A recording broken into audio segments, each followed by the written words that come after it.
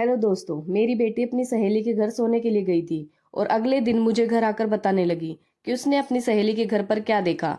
उसने मुझसे कहा कि माँ, जो मैंने देखा क्या वह सामान्य था? हम सब यह घर पर नहीं करते हैं। दोस्तों, जब मेरी बेटी ने बोलना शुरू किया तो मैं बहुत घबरा गई।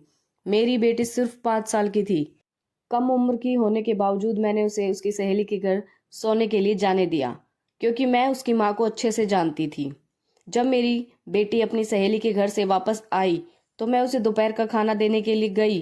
तब मेरी बेटी ने मुझसे कहा, माँ, मैंने प्रियत्रा के घर एक चीज देखी थी। मुझे नहीं पता था कि ये चीज सामान्य है या असामान्य है, क्योंकि हम उसे अपने घर पर नहीं करते। मैंने कहा, क्या क्या है वो?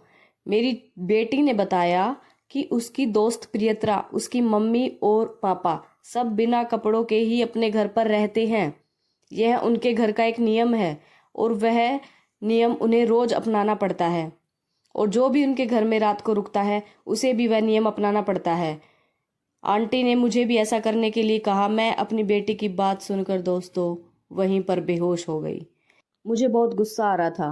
मैंने तुरंत अपने पति के पास फोन किया और हम दोनों उनके घर पर पहुंच गए।